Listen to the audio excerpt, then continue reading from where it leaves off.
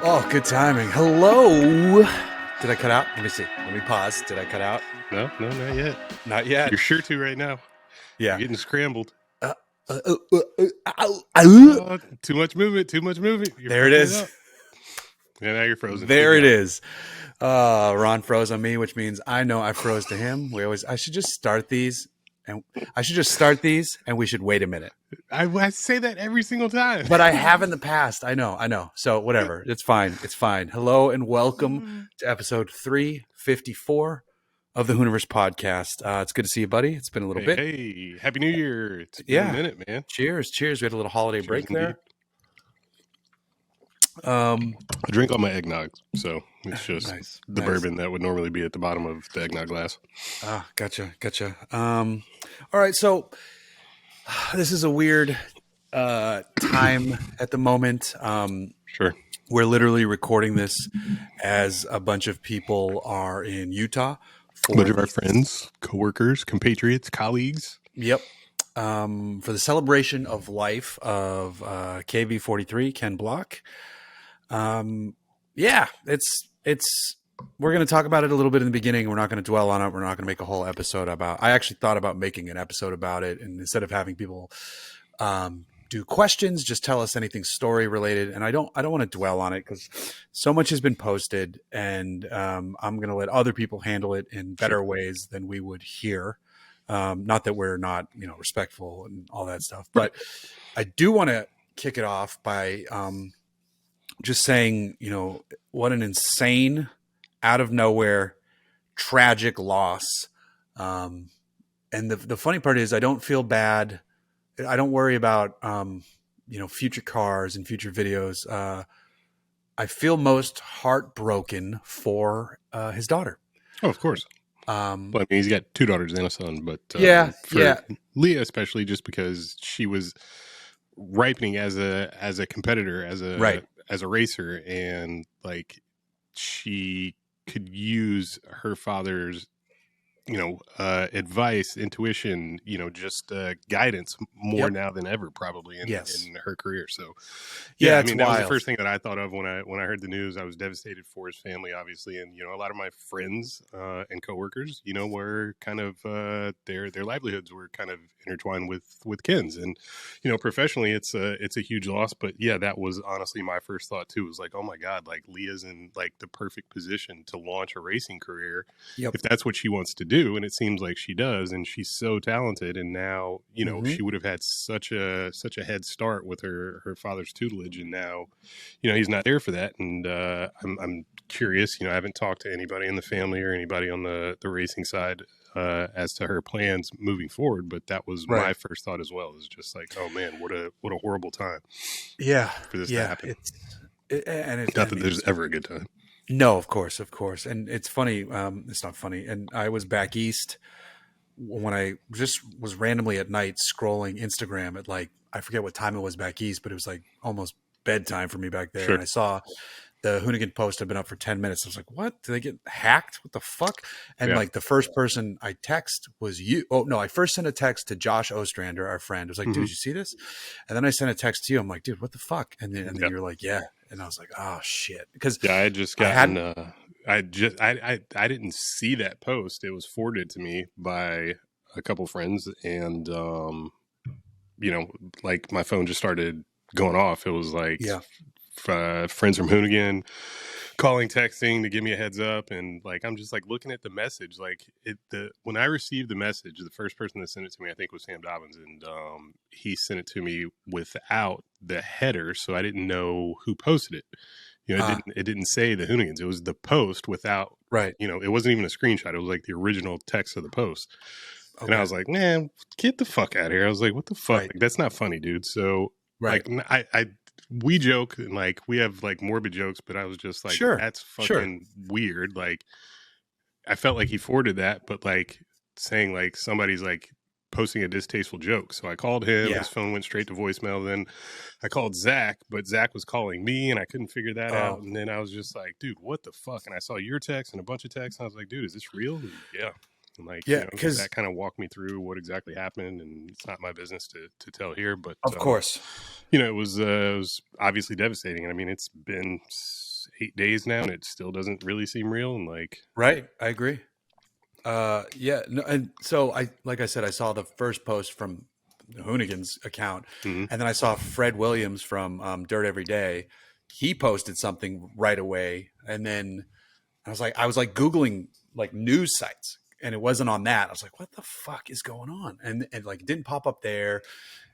And then when I sent it to you, and you're like, yeah, crazy. I was like, fuck, definitely real. Yeah.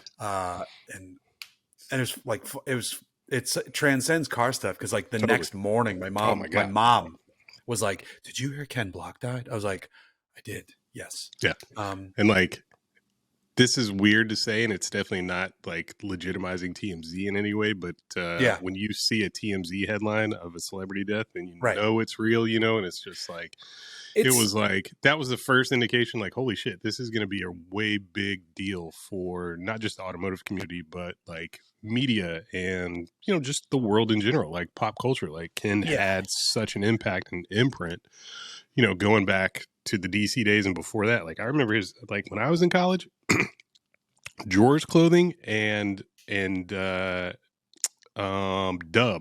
were huge brands with my friends in college that were like skaters, snowboarders and shit. And like, I bought Dub shit not knowing what the fuck it was. And this was before we called Wheels Dubs and before Dub Magazine.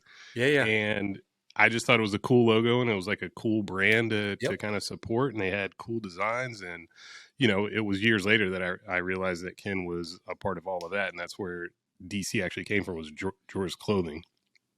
But yeah, man, the tributes over the last week or so have just been insane. Social media was dominated by, obviously I follow everybody automotive, and my feed, for the 2 days was was 90%. Nothing but. It was nothing but. It was crazy. And like, because you're like, you want to get your mind off of it just because you think about that stuff. Someone who you think of, like, I don't want to say invincible, but like, pretty bulletproof, and then you start thinking about your own life and what you're doing. Like you're putting risks out there, like this man is. But yeah, totally. Yeah, it's wild. So today, as we're recording this, a bunch of people. I saw Jared Deanda post some stuff, and I saw Salima Masakela post some stuff. Todd Richards, the snowboarder, because he touched so many different, action sports, cars, some Hollywood stuff. Like, what's his name? Joey from Friends was on Top Gear. Matt LeBlanc, Matt LeBlanc. So yeah, I posted this on Instagram, but I have one Ken Block story. So I was at Goodwood Festival of Speed over in Joliet, England, and for those of you listening, I promise we're only going to dwell on this in the beginning, and then we're going to move to like normal podcast shit. Sure. But I was in Goodwood, and I sent a text, and this was when I was talking to Hoonigan about some business back end stuff related to Hooniverse and Hoonigan. And I've never put all of that out there, and some of it's hidden behind NDAs, but let's just say, we have there's a relationship related to certain things. It's not a big, I shouldn't say strong. It's not a big relationship, but there is a relation there. And for anybody who doesn't know, who's listening, Hooniverse started just before Hoonigan, and then Hoonigan came about, and one of those companies is very, very bigger because of Ken Block and Brian Scotto, and whereas Hooniverse is what it is because of me. So I was in Goodwood. Quick tie-in before you get into that story is that you were there at Hoonigan, probably like in negotiations or having like a lunch with probably with Ron or somebody, the day that I filmed my Daily Transmission episode. Oh yeah, with the Mustang. So that was the first time we met. There, and I was just like, what are you doing here? Yep. Our buddy Anthony was there. He brought out a bunch of people, but I was just like, oh, like that's cool. Like you guys work together. Like you couldn't really say Stay tuned. It never panned out the way that some of me and some of the people on the creative side of Hoonigan hoped, because the business side is different, and I love the creative side. I'll just say that. So I just signed some stuff with Hoonigan as it relates to Hooniverse, and I was over there for Goodwood, and I sent a text to Scott. I was like, hey man, Ken's here. Like, can I meet him? And he's like, hold on, let me put you in touch with what's his name? Matt. Uh, uh, his former right hand man. Right. Who I think then Zaris might have taken over the role when Matt. Right. Yeah. Ron, and then Zach, then Sam. And then Sam, yeah. So Matt was like number 2 to Ken for a while. Probably like from the beginning. I think, yeah. And then so he put me in touch with Matt. I sent a text to Matt. I'm like, hey, I'm outside the 410. They won't let me in because I don't. He's like, hold on. He came outside. He brought me into the back. It was me, Matt, some UK PR lady, and then Ken chilling at a table. I think we had a cup of coffee. Ken it was like idle chit chat. I talked to Matt a little bit more. What car Ken had that year? I don't. I want to say it was probably around either 2012 or 2015, somewhere in there, probably closer to 2015. I'd have to go back because I wrote an article for Jalopnik about Goodwood and why you should go. And whatever year that article is, like if you Google Jeff Glucker, Goodwood, Jalopnik, the article probably pops up. And whatever year it was, that's what year it was. And then you could probably extrapolate what Ken Carr was there. Excuse me. So we're chit chatting, and then the UK, Mr. Block, it's we have to go to our next thing. I'm terribly sorry, and I'm like, hey, I'm going that way. Can I just walk with you guys? And they're like, yeah, of course. So Ken had on his race suit. He had, when you have the race suit half on, tied at the waist, right. And he put an umbrella on, and I'm walking like 2 steps behind Ken and Matt, and I'm heading back towards where I was supposed to be earlier because I was a guest of Subaru on that trip, and to be that close to watch the reaction, like Ken was hiding a little bit with the umbrella, but I think it was a Hoonigan umbrella. So like he had his race suit on. The reaction of men, women, young, old, to see Ken Block walking in their presence was people were losing their shit. And I was just like lockstep 2 feet behind. I was like, this is fucking crazy to watch. Like people were trying to get autographs. The PR person's trying to say no. Ken would stop every now and then, sign one. They had to keep moving because they had another thing. And then we got to a point. I was like, all right, nice to meet you, Ken. Thanks, Matt, blah, blah, blah. And they went on their way and that was it. So it was very brief. And I'd seen Ken at a few other things at Hoonigan, but I'd never like sat down. And I obviously in hindsight, wish we chatted a little bit more, but you don't think about that thing when you're in the time and space. But to get I think about it even before what happened. Every now and then I think about how crazy it was, like walking behind someone at the Goodwood Festival of Speed where, everybody's going to be championing him like, Mr. Block, oh my God. Like, totally. I don't want to say Beatlemania, but it was the reaction was amazing to see and to see it from, being 1 or 2 people behind him. It was like, wow, dude, this dude's grasp on car culture at large is fucking wild to see it up close. So that was a memory I hold and I'll never forget it. And maybe it means even more now. So yeah, absolutely. Like, Ken and I were never friends. I mean, I worked at Hoonigan and obviously, a lot of the opportunities that were presented while I was there, were created by Ken and by Brian Scotto. And, I'm still tangentially, part of that family and work with them and host certain things. And I mean, if people know Ron, they don't know him from Wheel Pros. They know him from Hoonigan. Right. I mean, I know you from your job and other things, and I know you're more than what you do. But like, if the average, like, I don't want to say the word fan. No, yeah, like a lot of people like message me like how are you guys holding up? And hope you and the team are doing well. And it's like, I'm not like the core team at all. So,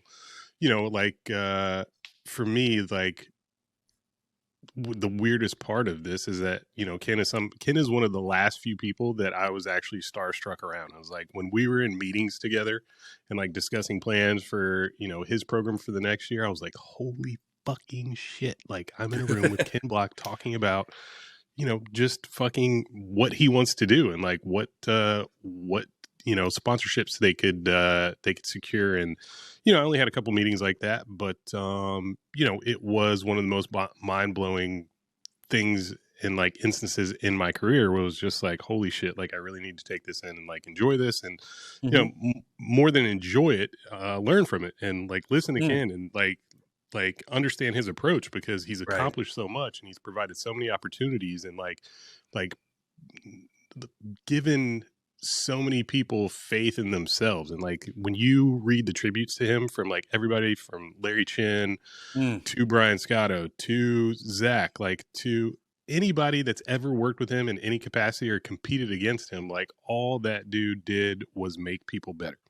He inspired them to do better, to go faster, to just be, you know, a better editor, a better, you know, videographer, whatever it is, whatever you did surrounding Ken and his career, he pushed you to be better, and in a way that wasn't, you know, dickish. Like, you know, he might be short, he might be, you know, demanding, but he was never an asshole. And you know, I think it's super appropriate that there's that one video clip of him like basically saying like, you know, what is it you hope to inspire in other people? And he just says, you know, I want people to live a, you know, be creative, live a fun life, and don't be an asshole. And like, you know, I think that really sums up his life, his lifestyle, you know, his approach to work, to play, to, you know, parenting and everything else. And, you know, that is super admirable. And, you know, in every experience that I've had with him, it's been that way. It's just like, you know, he's somebody that I know, shut the fuck up and listen. Like, you know, don't try and impress upon him anything. Don't try and like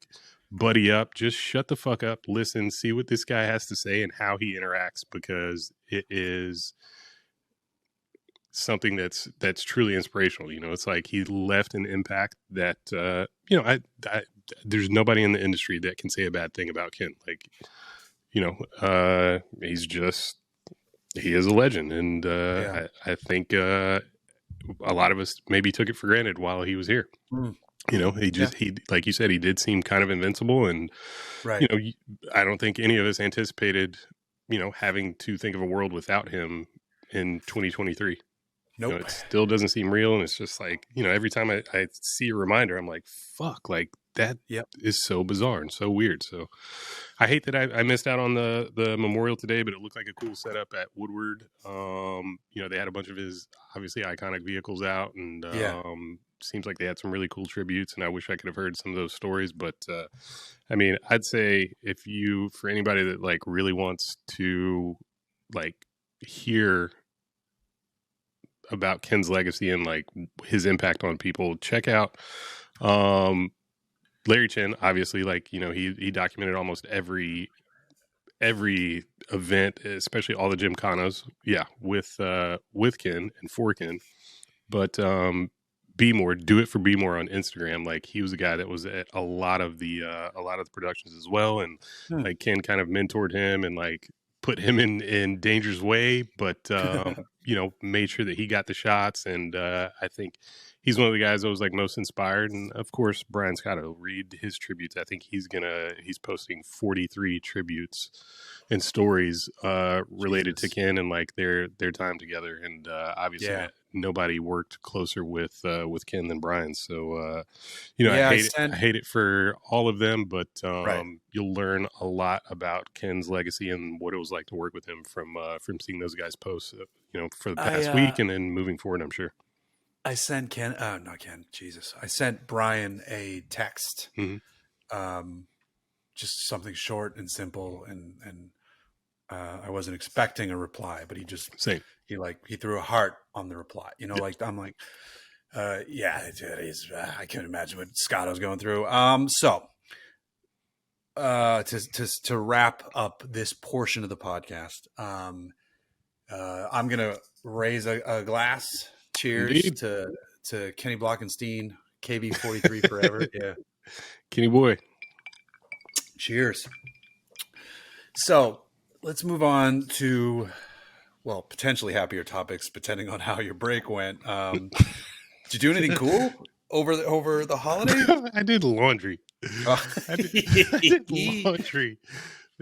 I had the week between Christmas and New Year's off, and I literally just cleaned my place. And I'm like, I live by myself.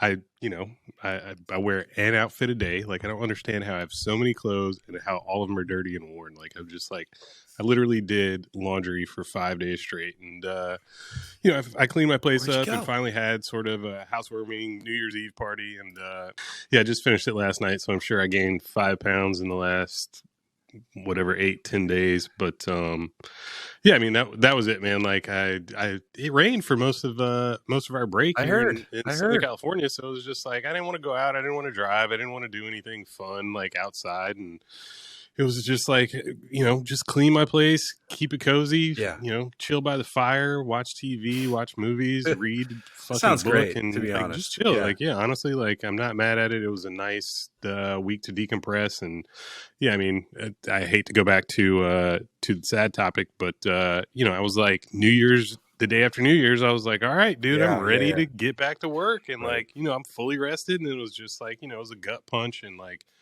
I was like, oh, fuck. Like, I don't think any of us were really ready to go back to work, and now we don't know what to do. And like, Ken's loss doesn't directly relate to my work. But, But, he was a Wheel Pros employee, brand ambassador, and, he has signature products, and we were obviously working on products for him. So, it's just a weird time. And, I just... we deal with it and roll the punches and figure out where everything lies moving forward. But it was definitely kind of a slip out of the gates for the new year. Whereas if that weren't the case, like, I would have been rocking and rolling, I feel like, and really ready to kick some ass in this year. But that, and then the day before, on New Year's Day, fucking Gangsta Boo was found dead, I guess, of an overdose in Memphis. And if you guys don't know, Gangsta Boo was part of 3 6 Mafia. Yeah. And she's like the queen of the South when it comes to rappers. And she was a de facto, 4th member of Run the Jewels. Like, she was on all of their albums. Yeah. And she was just, she was just a super sweet person that she's not the one on Love Again, is she? Yeah. Oh shit. I didn't know that.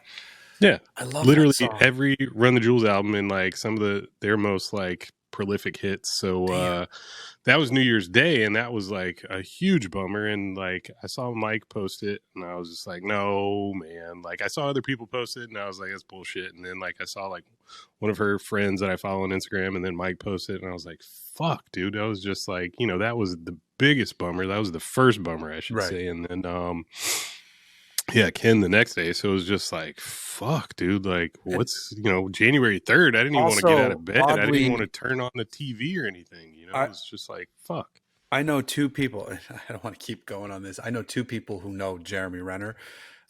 Oh yeah, really? And he got fucked up. What happened? I don't have all the details. But one friend, I was texting him, like, dude, what happened? He's like, well, I can't tell you unless it's been reported by the media. And we talked about a few other things, but I'm not going to go into details. But it's not anything that would go into anything. Sure. Just to respect the conversation. And then the weird thing is, I was talking to my mom because at this point I was in New Hampshire, and I was like, "Yeah, I just texted my buddy who worked with Renner on one of his shows that's coming out," and she's like, "You know someone who knows Jeremy Renner?" Like, yes. I'm like, actually, I know 2 people because the other one is Bill Caswell. Oh, okay. Interesting. Yeah. Caswell knows Renner. And I was like, Mom, that's not the point. Like, right. I'm like, what the fuck? Like, and then like, cause we were at my aunt and uncle's in New Hampshire. My mom was there too. Cause they have a nice, like, big house, in the middle of nowhere, not in the middle of nowhere, but in New Hampshire. And, and we're talking about something. She's like, Jeff knows someone who knows Jeremy. I'm like, that doesn't matter. I don't know Jeremy Renner. I know someone who knows. I'm like, I know a handful of people who know other famous, like, you move to California, that shit just happens. Yeah, I don't want to sound like an asshole, but like, it was really funny for me that she was so hung up on the fact that I know someone who knows Jeremy Renner. Like, again, I don't know Jeremy Renner. I'm like, it was the weirdest shit. Jeremy Renner a drink once at a bar in Hollywood. Really? Like, he was sitting at a table behind us, and I was just like, cheers, Hawkeye. Like, like I told the people I was with, I was like, that's Jeremy Renner, and they all turned and looked and like made a big deal. I was like, that's not what you should do. Yeah, fuck. So Pretend like I felt obligated. Yeah, I felt obligated to tell the waiter, just look, whatever he's having, get him another one, and like tell him we're sorry for being fucking weirdos. Nice. So, what did I do on break besides impress my mom by knowing someone who knows Jeremy Renner? You were in New York. You went to New York. Were you in Boston? Yeah, I was in New York, Rhode Island, New Hampshire, and Boston. God damn. Yeah, and I'll get to why it's funny in a second. And this is funny because part of this will involve cars. To those listening, I promise. We went to New York because. Well, my daughter had never been, and we decided let's go to New York. We got a good deal on a hotel in Midtown. We did all the touristy shit. I don't like crowds. Like I'm not fearful of crowds. I just would prefer to. I don't enjoy them. And I know we didn't go for Christmas. We went for just after Christmas. So I knew it was going to be crowded, but we did Rockefeller Center. Like my daughter and I ice skated at Rock Center. Sick. But to get to where like you show the person your ticket, it was a sea of people who are looking at a laser show in the different direction. Because I didn't realize like Rock Center is like another level down. Like you look down in it. I thought it was level with the street because the tree's still up and all this shit. And I had to. I turn around I'm like, all right, hold my hand. My daughter's 7, and then behind my daughter was my wife. I'm like, the only way through this is force. And I'm 6'3", 210. I'm not a tough guy. I'm not a confrontational guy, but I gotta push a little like bit. 95th, 97th percentile. Yeah. I would imagine. So I towering over the crowd. We're making it. It's slow going.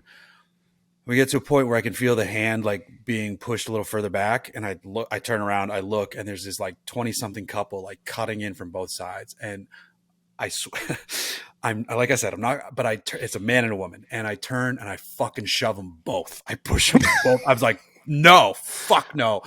I'm like, there's a child here, you fucking psycho. Yeah. I didn't say you fucking psychopaths, but I'm like, no, I pushed them back physically, and they like laughed and like cut around and went around. I was like, it's like fucking, like they were clearly just like trolling the crowd, and it annoyed the shit out of me. And then I looked to my right, and there's another dude who looked similar. He was like, if you're from New England, you know what hockey hair is, where it like curls out of the hat. Like if you're from New England, you go like, yeah, I know exactly what that is.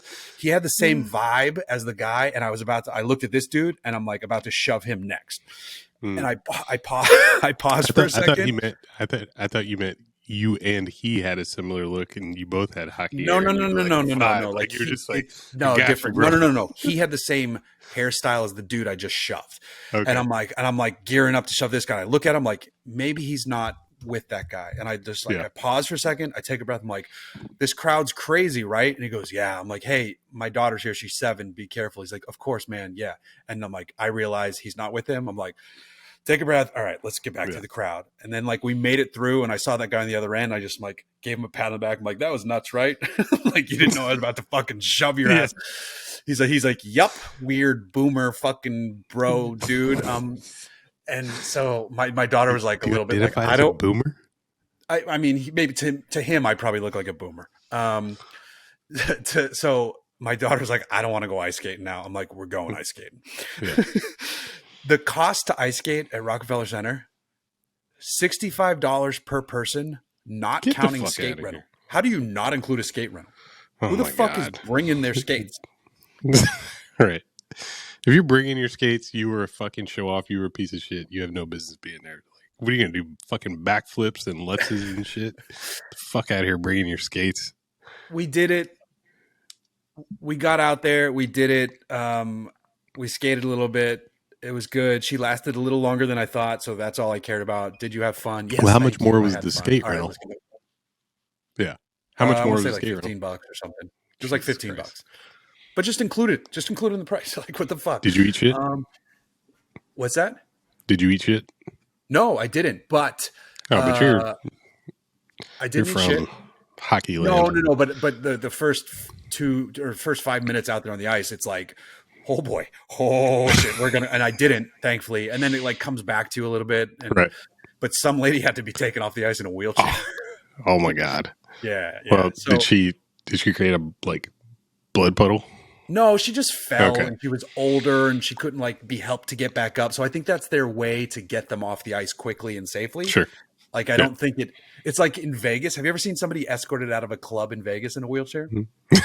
Yes. 100%. It's a liability thing. It's like they're infirmed. Like, no, I actually, I know. It's like, they don't want you to fall. Of course, it's way easier to instead of fucking drunken Bambi. Like, so this was like that. Put him in a wheelchair. Sit down. Shut the fuck up. So we were in Vegas. We were in New York. We had fun. We had amazing food. We got some really good bagels. And then I check in Instagram, and Lieberman is also in New York at the same time, getting like better bagels. I was like, motherfucker. Those are the bagels we wanted to get, but it was farther away. But the bagels we got were good. But to get back to cars, to escape when it was time to leave New York, I lined up a Defender 90 V8, which is like oh hell yeah. Let's get the fuck out of town. Hell yeah. Yeah. And it was perfect because it was like the delivery company had it waiting in a garage down in the Chelsea area. And then it was a block away from the Hudson Expressway or whatever the fuck it's called. So we didn't have to go back through the city. We were on our way north towards New England. Good times. Truck was perfect. Sick. Yeah, it was good stuff. And I enjoyed it for the trip, even though the D90 is too small for me with a family. But it worked. We had fun. Would it be fine if you didn't have luggage for a fucking week for 3 of you? Yeah, the cargo area is terrible. The back seat's actually great. The back seat has tons of room. The cargo area is a joke, but I prefer. But then you still have to move the seat out of the way for the kid to get out of the back seat every time, which is really like the 110. I think the 110 looks better too. Personally, I know people like the 90. I agree. I think the 90 is stubby and kind of goofy. Yeah, I mean, it's stubby for a reason to be good off road, but still, it's the 110 looks better for me, and the 130 looks goofy as fuck. I got to see. Yeah, what is the 130? That's like 3-row new extended wheelbase. Yep, it's a 3-row, and it doesn't come in a V8. No, which is like, what the fuck are we doing here? Yeah. So had the D90. I did a little bit of off roading next to my uncle's house in New Hampshire. We got the thing dirty. It's on. This part annoyed the fuck out of me. Because they're like, we're going. He's like, he's had Jeeps and stuff. He's like, oh, this is really impressive. I'm like, yeah, it's a Defender. Like, it's a V8 Defender. Yeah. He's like, oh, see if you can go up this hill because tomorrow, this is a hill. Because remember, we're in New Hampshire.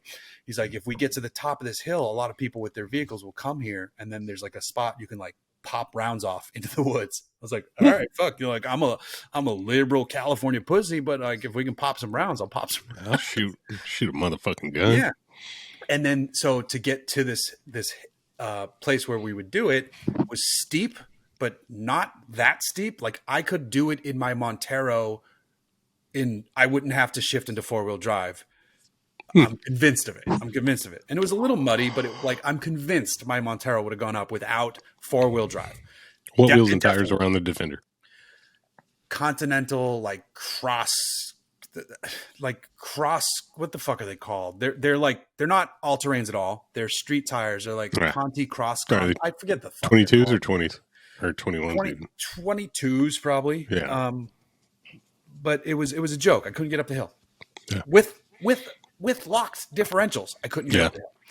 I was like, I was so pissed. I wanted to go back the next day, but I said, man, fuck this. I was so annoyed. I mean, tires, I feel like are more than half of the equation in those situations. Absolutely. If I had anything, forget the diameter, but just like the right tire, even a larger diameter. No, the diameter, it was the tread. Yeah, it was. I was so fucking annoyed at that. But rest of the trip was good. Truck was a dream, other than that annoying fucking hill. And then we did finish in Boston. It was funny. I hadn't been on the T, which is the subway in Boston, in probably 20 years. Mm-hmm. And we get on, and I posted a photo on Instagram. I'm like, I do not remember how to navigate this fucking thing. But we figured it out, and we got to the Science Museum, which is a great science museum in Boston. Sloan had a great time. We stayed at a nice hotel the first night, switched to one close to the airport the next night. It was good. We had a good trip. Nice. Good trip. Much more eventful than mine. What's that? I said much more eventful than my break. Yes. It was felt too long. I was like, I need to get back to work. Like that's when you know the trip is a little too long. You're like, I have work to do. Yeah. But when we came back, I was excited because I was supposed to have an RS6 Avant this week. Oh fuck! Which would have been perfect in the rain. Competition or whatever the no. That's not bitches? here yet. That's not here yet. Okay. On the way to drop it off, a rock kicked up into the front windshield, and they're like, "Hey, we got to replace it." I was like, shit happens. All right. Yeah. But on Friday, rescheduled. It hasn't been rescheduled yet, and I'm not stressing about it because I've driven it before. But on Friday, I get the Raptor R. Oh, yeah. Oh, yeah. Ooh, do a shuffle for that one. Hell yeah. Let me tag along.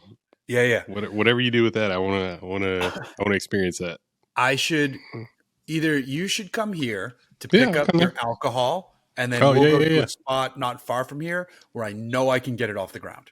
Yeah, let's go. Okay. All right. Absolutely. Set up shots. I got GoPros too, whatever you need. Nice. Ride around and record a podcast. Yeah. There you go. Sweet. All right. So we're going to move to some questions. And the first one is actually via email because someone hit me up on Instagram like, hey, I always miss when to ask questions. I'm like, just send me one via email. We'll get to it. He sent this question January 2nd. So, a week and a half ago, but we're finally recording. Hey. Dustin Sager. Hey boys, so I've had a So I've had a 2002 Mustang GT since 2004. I got it used when I was 20 years old, and I've always wanted a Mustang. I love the thing, and I'm the second owner with 138,000 miles. It was bought with 14,000 from an old lady in South Carolina. Sick. Awesome start. Mm-hmm. My question is this. It's a car I have a lot of memories in. Every girl I've ever dated has been in it. It's pretty highly modded with full suspension, big brakes, built rear end, 150 wet shot, full exhaust, makes 430 rear wheel horsepower on the bottle. On the bottle, yeah. Yeah. However, I became a dad 5 years ago. I don't get to mess with it much, and my wife doesn't feel safe in it since we had a bad car accident 3 years ago. I often think of selling it, but it isn't worth much, which I get it. Yeah. And every time I get in and roast the tire, and every time I get in it and roast the tires and bang the gears, I smile. What would you do? Keep it and enjoy the few times a year I drive it, sell it and regret it? I don't know. Space isn't an issue, and money isn't for the car. It costs all of $650 a year for reg and insurance, and he does 2,000 to 3,000 miles a year in maxing it. I know my answer, but I'm going to let you go first while I get keep that shit. What the fuck are you even talking about? Like what?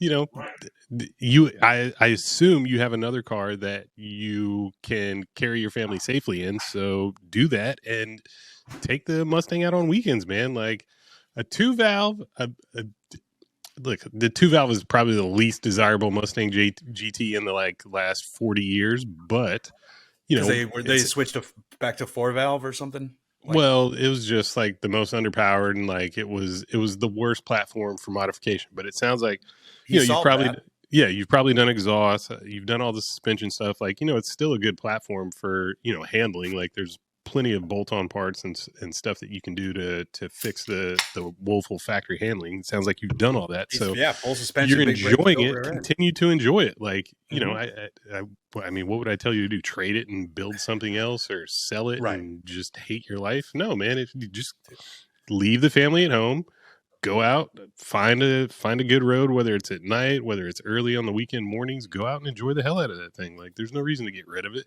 I totally understand. I totally understand your wife, your partner, your family not wanting to ride in it, not feeling safe. It's not an inherently unsafe car.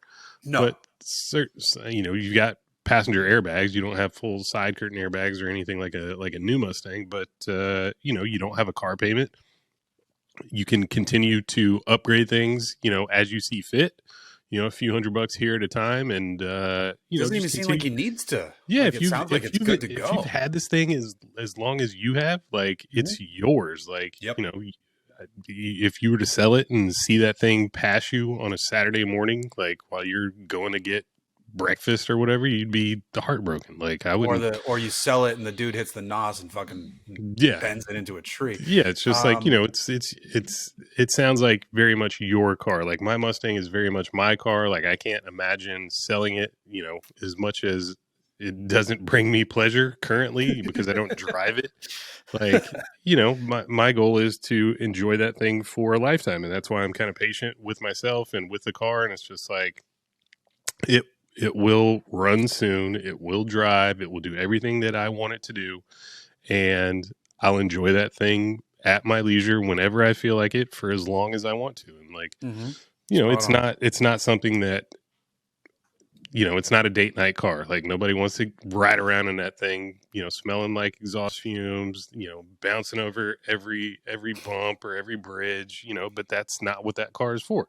And it sounds like you've got other vehicle options to satisfy those needs, and you should enjoy this thing for what it is. I couldn't agree more, and I knew you would say the same. For all intents and purposes, that lady put 14,000 on it. You've put over 100 on it. You've modified it. You made it yours. Your 5-year-old won't be 5 forever. Right. She's gonna want to go for rides with daddy. Yeah. You can make new memories, and you don't have to go out and hammer it. Like if you take the kid for a cruise, just cruise. Yeah.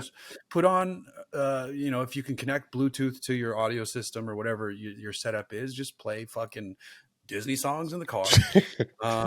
Have a blast. And or take her to a car show in it, and you take her to one like Bob's Big Boy fucking car show on a Saturday night, and she's into it with you, and teach her about it, and go from there. And because I think you said daughter, and put it on a trickle charger. Drive it when you drive it. Don't let the tires get flat. Yep. And I mean, at this point, maintenance, oil changes, filter, blah, blah, blah. So minimal, but do that so that it doesn't sit and like dry rot and like, the gas goes bad and then you got to drain the tank. Like just wash the leather on the inside. Just do the basic bit of maintenance. Yeah. Put a cover over it in the corner, whip the cover off when you don't need it. From what you've told me, don't sell a fucking car. No.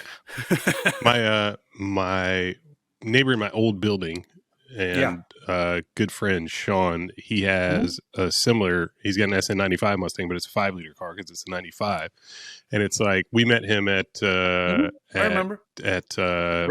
2021 LA.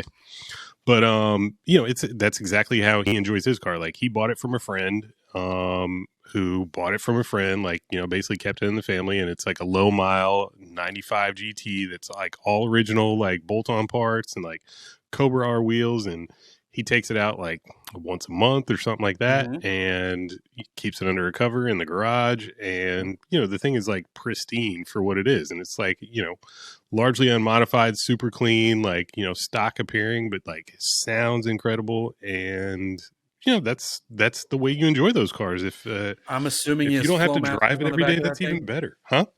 I'm assuming Flowmasters on the back, like that's the go-to. Yeah.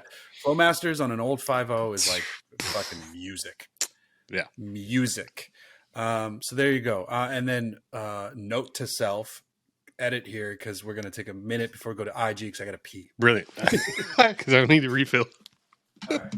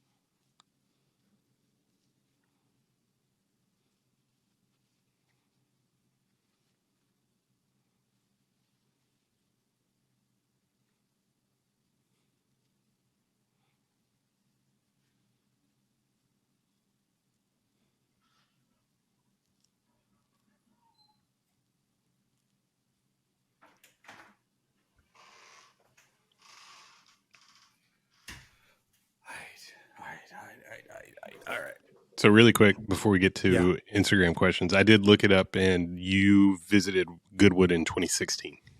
16. Okay. Yep. Cool. That's fucking the best. All right, so here we go. Instagram questions. First one is there's two Ben's questions, so I'm gonna address them. Pretty cool projects asks, when will 2025 be the year the Benz is done? And Drawn Bradley asks, what's up with the swap Benz wagon? I don't know. I'm tired of making guesses as to when it will be done. Sure. I have a reason to believe that I will be in a position later this year to maybe put some gas on the small. I was going to say fire, but the smoldering embers. Yeah. So stay tuned. That's all I can say. I wish I had better news for you. I thought we'd be further along at this point, and we're not. And I'm going to leave it at that. CNC picks. Which car mod trend do you wish would just go away? I can't believe people still have tire stickers. Quit that shit. Like, I didn't think I would have to say that, but like, I see it every fucking day. I'm just like, looks like trash. Can't keep them clean, especially the like vinyl stick on shit, like whatever. Like, they do look like just because you paid more for it and you had your custom shit made, like, it doesn't last any longer. It doesn't look any better. Quit that shit. Just buy. I got a list, but like, we'll start there. Mine. The only one that I don't enjoy. Well, there's two. The first one is I can't deal with mega camber. The cars that are used. The cars that are broken to me. Those cars are broken. They're dangerous. They're actually dangerous, even though they can't get up to enough fucking speed on the highway. Right. It's stupid. It looks stupid. Well, looks are subjective, so I'll back off on that point. But it's functionally extremely bad. So I don't know what else to say. I agree with you, except with the exception of like mega cambered bagged, like late 90s, early 2000s Lexus LS. I like when they lay down. I want one. I have to have one, but yeah, it's like they look so stupid when driving. Even if like the camber, like, you know, if it comes it'll never be positive if you ever really negative camber like slammed bag stance. But like, you know, when it comes to near positive camber, and you're riding around, but you've got fender gap, like it looks stupid as shit. But there's definitely a middle ground where you could do it right and do like a 19 or 20 inch wheel on like those body style LS. And I think it's like the fucking sickest thing to like just fucking roll up, just slammed, and then like. But the thing is, like, most of those kids, like I'm like on a couple Facebook groups. It's like LS and Stanced LS stuff, and like LS for sale, and like the cars look ridiculous, and they're hammered, and they're all pieces of shit because the exhaust has been ground through, and they've got all these stupid ass control arms from all these bullshit brands, and like everything is just fucking haphazard and fucking makeshift and fucking janky. Yeah, and it's like. Now you can't find a clean one to do your own thing to, but like Vin from Hoonigan, Vintra had like his lady, Amy Tashima had like the perfect example of an LS430, like 2003, 04, whatever, like that. When it just starts to get a little rounded. Yeah, exactly. Yeah. And like that, like they had that car on AccuAir, and I think it was on 18s, might've been 19s, but like that car wasn't so extreme that it looked ridiculous. Like it looked good driving. It looked incredible parked, and like it's so easy to accomplish. And I'm restraint. Exactly. But yeah, this fucking Onikyan, like devil's camber, and like this crazy shit of just like driving around fucking like that, and with, you know, a static suspension and just wearing out everything, like literally wearing out your fucking lower control arms, your exhaust. Like it's a normal thing. They're just like, well, of course the exhaust is worn through. It's got some holes because of the stance. And it's like, what the fuck? How do you sell a car like this? And how dare you ask more than $1,000 for a car that needs it's trashed? The car's full trashed. Suspension, fucking bacon fenders, goddamn exhaust needs replacing. Like everything is fucked because you just had to ride low. Like I don't get that. The other car mod trend. So it's not a trend. It's what people do once they've modded this way, and it is specifically for off-road and overlanders. And it drives me absolutely fucking crazy when you put off-road lights on your vehicle. They are for off-road. When you turn those lights on a normal fucking day or night, you are literally blinding everyone else around you. And I fucking hate you. Is that prevalent in Orange County? Because I don't see it too much in LA County, but I mean, I see trucks equipped, but I don't see them with the lights on, like riding around every day. Is that like an Orange County bro thing? Pretty frequently, I'm going to be honest. Thankfully, the other day in the rain, I only saw one Tacoma with all his fucking lights on. And it was raining a lot, and it was actually pretty bad on the freeway the other day, but I had to run to a friend's house to pick something up.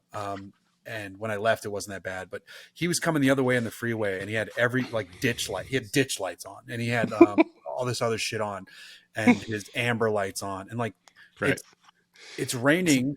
Visibility is low, but your lights aren't doing shit right They're now. Not aiding visibility. They're just fucking creating a glow, like a fucking. And they're making it worse for all the other cars. Exactly.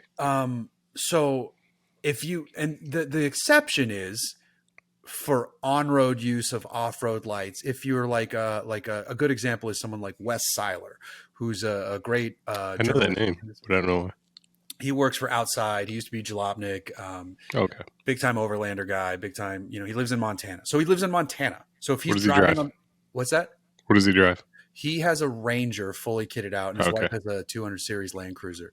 But he does extensive writing about lighting too. So if he's driving on the freeway or a back road in Montana, even if it's a road at night, he needs that visibility because there's wildlife and there's no other cars. And that's when you need it. If you're on the 405, and I don't care if it's nighttime. Yeah. I could drive that with no headlights. Yeah. And I can see everything. You putting on your fucking stupid lights. Yeah. It makes the rest of us look dumb because someone might associate like, oh, you're going to turn those fucking lights on. I'm like, no, I'm not. I wish I could use my lights more. I wish I need to get to places where I need them. Right. But I never touch my lights around here on the road. And just because it's raining, I hate it so much. I'm actually more upset now than I think about it about the fucking camera shit because that's just like young kids being stupid, and we're all stupid. Whereas with the overland stuff, it's adults being stupid. Right. Definitely adults to afford all the shit that they've thrown at those trucks. If you're listening to this and you're thinking about hitting that switch to turn that light on, and you're somewhere, and dude, stop! Don't. Yeah. Don't. It is annoying. Yes. Everybody else around you hates you, and you're making their driving worse. That being said, though, if I had a vehicle that was equipped, if I had like a Raptor that had fucking a crazy light bar, I would reserve use for off-road and left lane campers. Yeah, no. Fuck I've had those thoughts. I haven't had it happen yet in the Montero, but I have had those thoughts where I have enough forward illumination where if someone was going to like brake check me or something. Here's the sun. And I actually want to upgrade my lighting further. I want to swap out some front light. Yeah. So yeah, I've actually also thought about it with a rear placed light if I'm not in the left lane. What would that do? What do you mean? To shine backwards. Yeah. What do you for if who? Someone's on my ass and I'm not in the fast lane, go around me. Yeah. That's all. Sun check them. Yep. I've driven to Vegas a couple times in the past couple of months. I've driven to San Diego a few times in the past couple of months, and the drive is honestly ruined by left lane campers. Like if your speed doesn't start with an 8, you don't belong in the left lane. Public service announcement. Public service announcement. Get the fuck out of the left lane if you're not doing at least 80 miles an hour. Yes. If your speed starts with a 7, move the fuck over. I don't care if there's 2 lanes. I don't care if there's 5 lanes in your direction. Get the fuck out of the left lane. You fuck it up for everybody. For those of you listening who don't know, like those stretches of road, like the speed limit is 65 to 70 in some rare cases out on the 15. However, the flow of traffic in that lane is 80 and up. So the flow of traffic on every freeway in California is 80 and up. So imagine it in the middle of nowhere on the 15. When there's no traffic, we speed. We speed. We're doing crime. Get out of the way. Yes. Our fucking cars are capable, like, you know, braking distances, acceleration, like not mine. but actually in the Montero, I do 80 to 85 on the freeway. Sure. But I mean, in press cars, like, you know, it's like, oh, well, yeah, different story. Most cars are, European cars are most efficient and like handled best and perform the best at like 80 to 100 miles an hour. Like, I'll be honest, like cruising down You're not wrong. the 5 to San Diego, like I'll be doing, if unobstructed, I'll be doing 95 and not even realize it. Like 95 feels like 70. And like, I was doing, it's not scary. It's not 90. Like, oh fuck, I'm going way too fast. It's just like, yeah, this is what this car is made to do. Like, I was doing 85, 90 in the Defender, most efficient on the East Coast. Yeah. But thankfully, more people get out of the way over there. But it's always motherfuckers in 25, 30-year-old fucking hatchbacks and Corollas and fucking pieces of shit. They're just like completely oblivious to the rules of the road. They're oblivious to everything around them. Half the time they're wearing fucking like over the ear fucking headphones.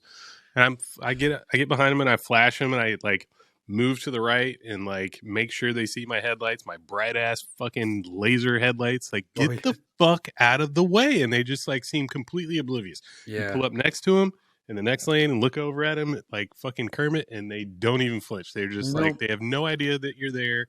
They have no idea that you're inconvenienced, that they're fucking up the flow of traffic for everybody. They have no fucking idea. It drives me crazy. It does. Next question. Taylor 356. How do you feel about liveries on modern cars like Martini or Rothman's Golf?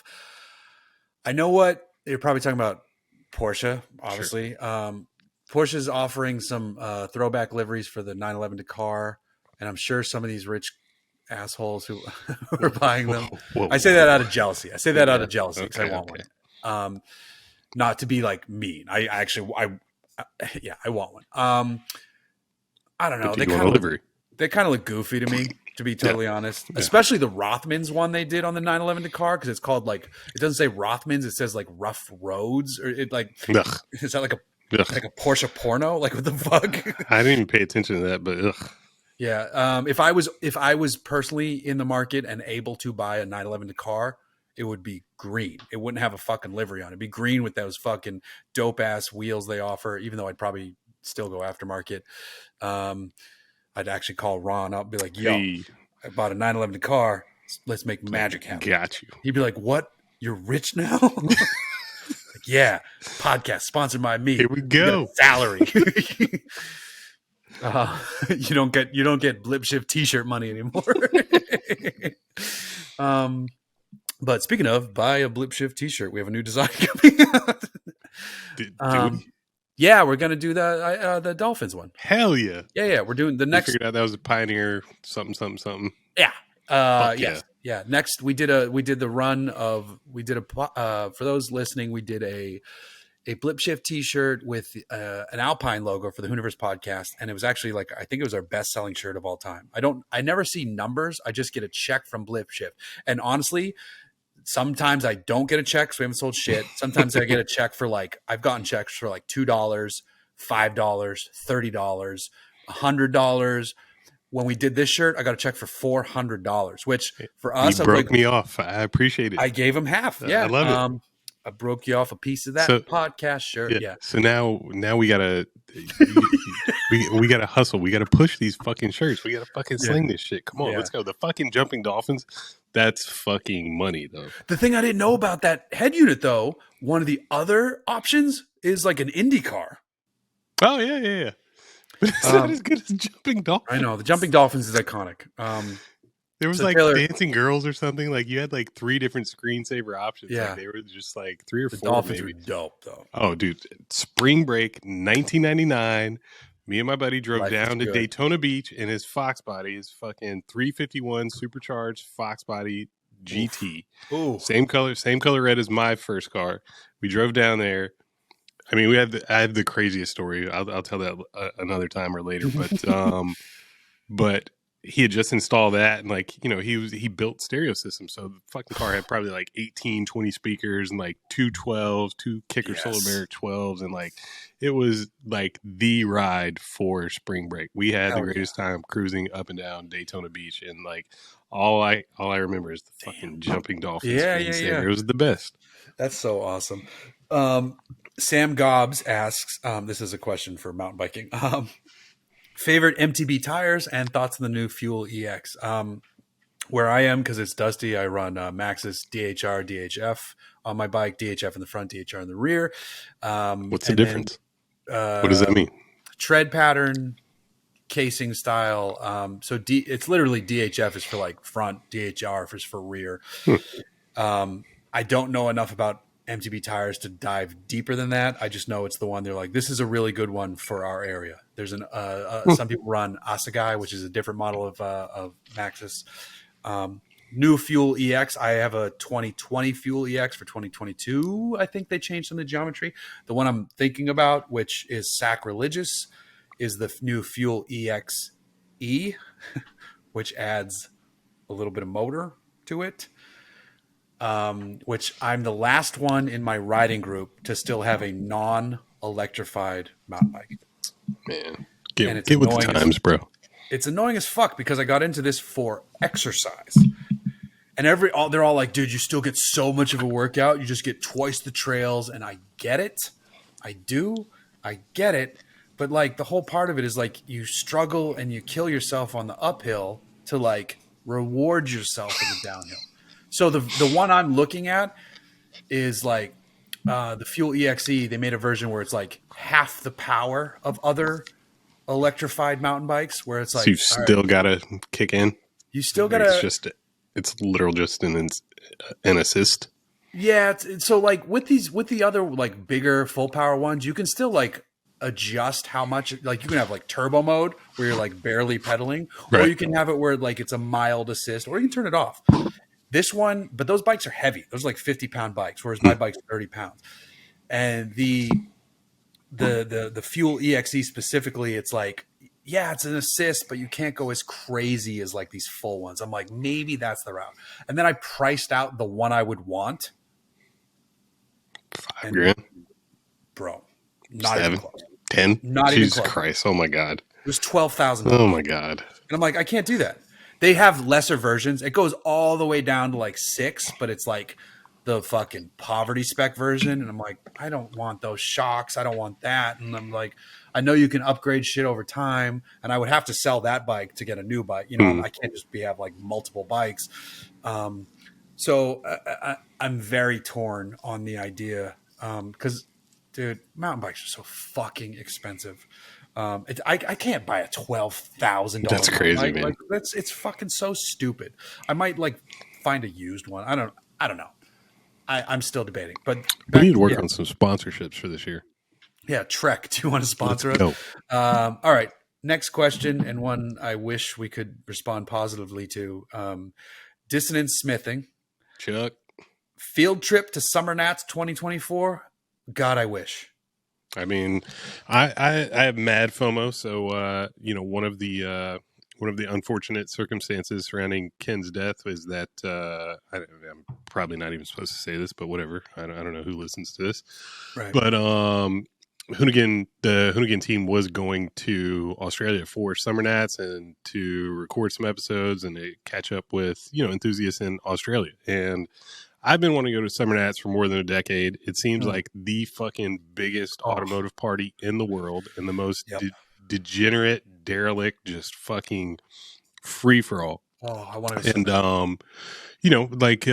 the term hooning came from Australia and probably 100%. Summer Nats directly, because what they do, like Summer Nats is basically just a celebration of burnout cars, melting of tires, and just like, I mean, these people are running street cars with alcohol. Yeah.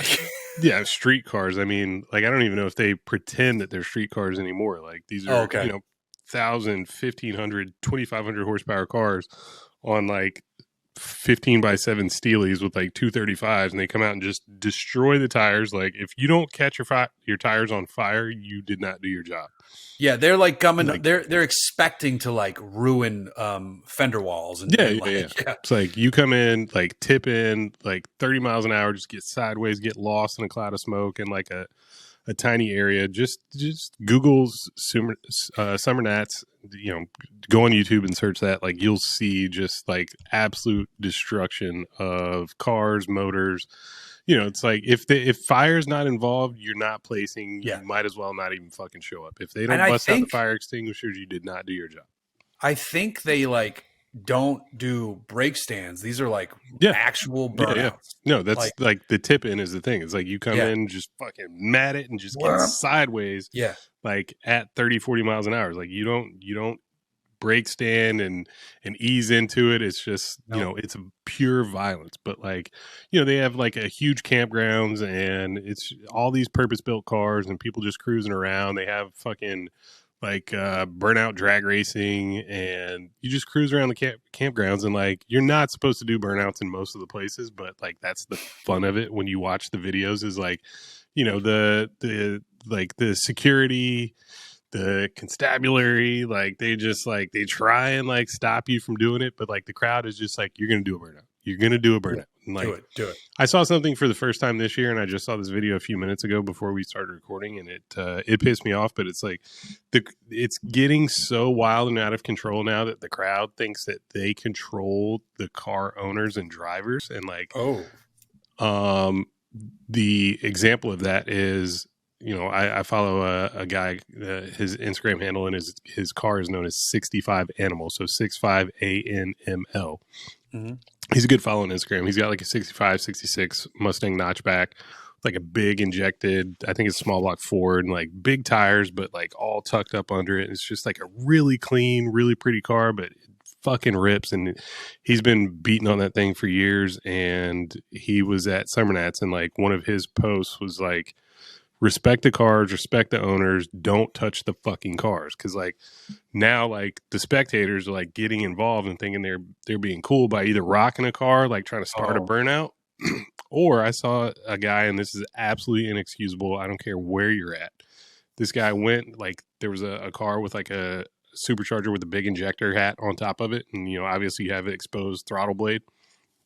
So, you know, he's like inching through a crowd and like getting ready to do a burnout in a place where he's probably not supposed to do a burnout. And this fucking guy reaches over and fucking blips the throttle, like physically blips the throttle, and the car fucking lurches forward. And like everybody's like, what the fuck are you doing, man? So like that shit's not cool. Don't be that guy. But like, Chuck, yes. Fucking Summer Nats 2024. 25. Absolutely. Let's do 25. We got to plan. I need planning. Okay. But yes, Chuck. I mean, I will do both. Like, but, well, I say that, but right. I also you got to plan. We got to put those fucking Delta miles to use. Because, hell yeah. I tried to book a flight. I was like, okay, how many miles do I need? Like, I don't really want to pay for this flight. A lot. With 1 week notice. I was just like, everybody's like, well, just come. Like, I was like, fuck, you guys didn't include me. So I was just like, well, let me see what it's going to cost. It was like $10,000 or like 900,000 miles. And I was like, no, I'm a little short, a little bit short. Yeah, maybe not this year. It's like, let me fly coast to coast every weekend for the next year to earn those miles. But if I could ever get my bucket list show off the road, that would be on the list. So. Yeah, hell yeah. Anybody with money and producing power is listening, which is no one. Let's make it happen. Real Cool Phillips asks, what's the first song you'll try to learn on guitar? Because I just posted that I am starting a journey as a 42-year-old adult. Have you never tried to play before? I saw that post. No. I mean, everybody noodles a little bit when they're in college. Like, oh, this is Wonderwall. No. Our friend Derek let me borrow his guitar, and it's a nice signed guitar. By somebody. Whose guitar or whose signature is it? I think it's the guy who built it. Really? Yeah. Okay. Because I think with this specific guitar, if it's like a certain serial number, it means it was like custom designed for a musician. Because our mutual friend Derek is a professional musician, but he plays bass. So he's like, he's like, here's an electric. I know it's in tune, but like there you go. So my wife and daughter got me lessons through the Fender Let's Play series for Christmas. Hell yeah. And yeah, I'm going to try to put in time every day is my goal. And, so here's my thinking. This goes actually, it's one of my favorite parts of the reinvention of this podcast with you is that every now and then, and I've gotten good feedback on this, is we talk about like, and this isn't specifically a men's health thing, but it's like a general lifestyle men's thing. So I'm 42. Mm-hmm. If I fuck with this guitar for like 30 minutes minimum to an hour a day in 5 years to 10 years, hopefully by 10 years, but in 5 years, even in 3 years, I should be able to play a tune on it. Yeah. But if I don't start, I'll never be able to do it. So totally. If I pick this up and just give it 30 minutes to 45 to an hour a day, and I really enjoy doing it, but it's also frustrating because I suck at it. Like I'm really, really bad at it, but sucking you got to start somewhere. Sucking at something is the first step to being okay. And then once you're okay, it's the first step to being better. And once you're better, man, I think once you're better is where the world fucking... You're better than everybody that has never even tried. Never even fucking... You're better. That's a great line. You're better than everybody who's never tried. So yeah, first steps on the guitar. And the first song that I'll actually try to learn... I don't know, maybe something easy. Well, not easy. I should never say easy because this shit's fucking impossible. Like Blackbird by the Beatles, or that seems like, even though I'm specifically going with an electric guitar to start. But yeah. Thank you, Derek, for letting me borrow your guitar. Hell yeah! I almost commented on that post. I was inspired because I've been wanting to learn to play the drums forever. Like Animal was my favorite Muppet, and like I was just like, that motherfucker is having the most fun. And like every drummer that I've ever seen since then is having the most fun. I feel like in the band, like, it's just like you're the heartbeat for the band, and you get to freestyle, you get to wild out a little bit. But like, I just feel like that's just the fucking coolest. Like everything about rock and roll is cool, but I feel like drumming is like, for me, like the coolest. Like that's where I could see myself. Like I don't think I have the mechanics, like the physical hand mechanics for guitar, for bass, maybe bass. I feel like, it's a rhythm thing, so maybe I could pick that up, but I don't think I would excel at that. But, it's like the token joke from South Park. You ever seen that one? Yes. That's that joke is so good. I just, I don't think I would excel as a drummer without a lot of practice, but I think that would be like the thing that would help me kind of transcend like skills and just like really like get my head, my hands, my feet, like everything on the same page and in rhythm. And like, if I can master that, or just feel like, I was capable, like that would be most gratifying. You should they make like these electric kits, Yeah. So like, it's not making a lot of racket. You have headphones on, so then it sounds like real drums. Right. Just throw it in the corner and start. I've known that that's a possibility, and I've teased myself with that forever. But I feel like, I want to have somebody lined up to like teach me. Our buddy Sam Dobbins, like he's a drummer. He has a drum set in his house, and I was just like, yo, like we're garage mates in the shitbox speakeasy, and like I always tease, like I want two things in the fucking speakeasy. I want a hot tub, and I want a drum set. I'm like, Sam, set your shit up. Fuck Jason. He doesn't need to know. Like we'll just like, I'll take a car out. I'll sell a car. I'll remove a car so that we have one space where we can set up two drum sets, and you can teach me how to play drums, and we won't bother anybody. Like nobody will even know that we're fucking playing, but it'll be like our retreat and like our escape. So we tease each other about that. But also like my buddy Chris Reese, who was drummer in Social Distortion, owns the Pike Bar in Long Beach. Like I've told him a couple times. He was the drummer for Social Distortion? Yeah, dude. Yeah. Damn, I didn't know that. Yeah. Like not the only one, like, he doesn't tour they've had multiple, now, but like he was there in the 80s and 90s.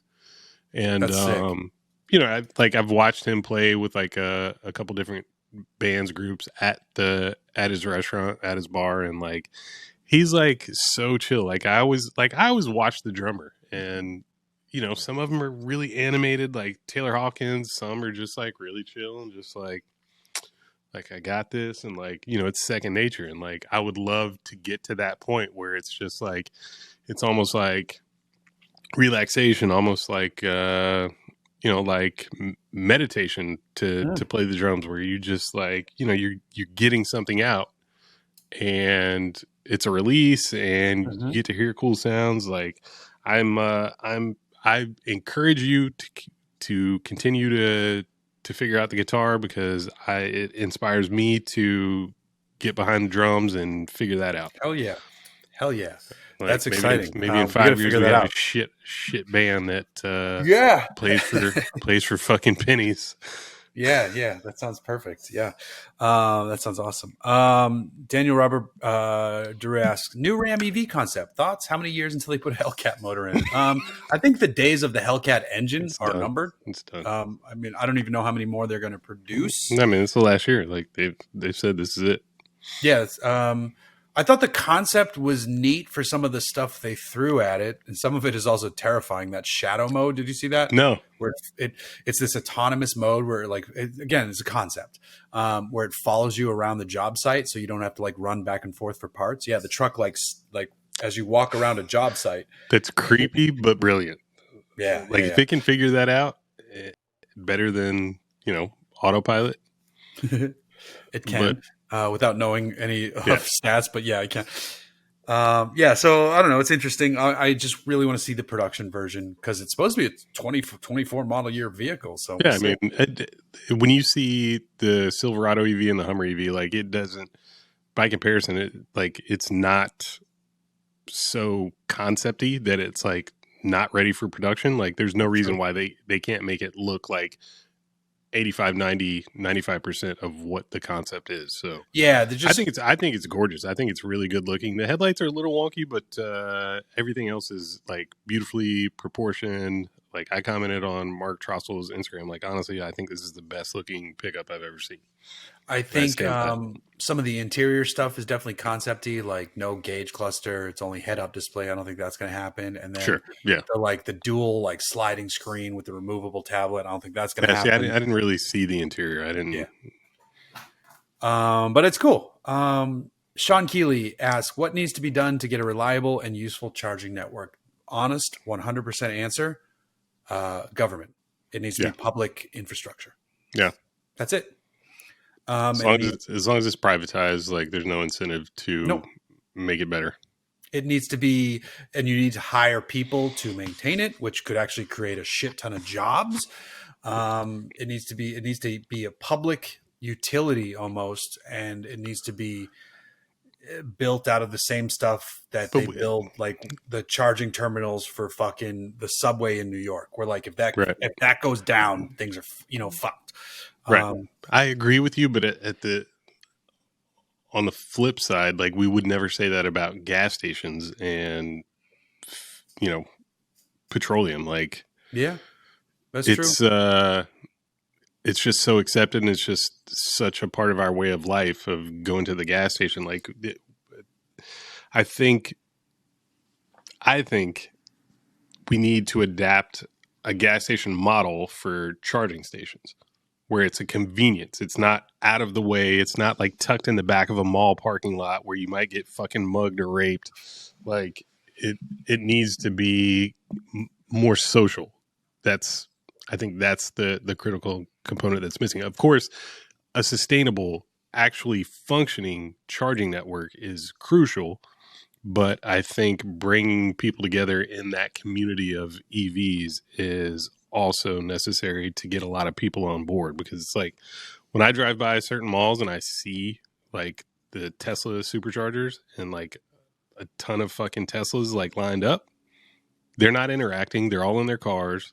They're all just like looking around like, what is this guy doing? What is this guy doing? Like, you know, I don't feel like there's a community around that experience. If I pulled up to a gas station, and again, the timetable is different, but if I pulled up to a gas station, someone was like walking up, hey man, what's going on? I'd be like, I don't want to fucking talk to you. But I mean, how many times have you had that experience with a cool car that you're driving? That's true. That does happen. But I can be in and out of there because you're part of a community. Whoop. Of course. Like, it can be weird. I'm not saying you force like people to interact, but right, give them the option. Like, if you're in a place where there's commerce and you can buy snacks and drinks, like, that's to me the missing component of EV charging stations. Like, typically they're off in the corner, like far removed from whatever enterprise is there. Like, it might be in a strip mall, but it's like so far away, and it's just like, fuck, do I want to walk over there and fucking see what the fuck they have, or do I want to just sit in my car and watch TV? Like, 9 times out of 10, you're just going to want to sit. I mean, the biggest thing right now is they just need to work. Yeah. I mean, that's first and foremost, obviously. Yeah. Jacob Huxford won. Ron, going to Bristol night race. Should we also go to the NXS race to watch Junior? Hell yes. And I just saw that today that Dale Jr. is running in the Xfinity series, which is NXS series. I didn't realize that was the abbreviation, but yes, I'm going. Already making plans with our buddy Chuck. I want to go to the Saturday race just because Dale Jr. is running in it. He just announced that, I think, like a day or two ago. So I'm excited for that. So it'll be a chance to see one of my heroes, compete. I don't know how competitive he'll be. I don't know what equipment he's running. I don't know anything about the Saturday race, excuse me. Wait a minute. Yeah, Bristol is on Saturday, so then I guess the Xfinity race would be on Friday. So yeah, that yes, do that. See you there. There you go. That's all we've got for this week. Hope you enjoyed tuning in. We'll be back next week with a more traditional episode. We'll get some auction items back up, because that's always fun to do. Is Bear Jackson next week? I know Meekum is happening right now. Meekum's right now. Oh my God, we got to talk about it next week, because I forgot to talk about it, because they're selling the Black Ghost Challenger, and I can't. At Meekum this week? No, they announced it at Meekum that they're selling it. Yeah. Sell it in Indianapolis. Oh, okay. When is that? I want to say May, and I cannot believe the family is selling it. I'm surprised too, but that should be the most expensive fucking I love that car. Dude. Yeah, so we'll talk about that next week, because that's okay. Yeah. Ooh, I love the story. I love the look of it. I cried watching the Haggerty or whatever. That was a good video of it. Yeah. And that car's in the National Historic Vehicle Registry. Exactly. Ooh wee. We will get into that one. Oh, and the guy was a cop too, right? Indeed. Yeah. So Black cop more into your story. Yeah. Right. All right. We'll talk about that one next week if I can remember it. I hope I do. And thank you for listening. And I'll keep an eye out for the t-shirts, like I said, and we'll see you all next week. Yeah, buddy.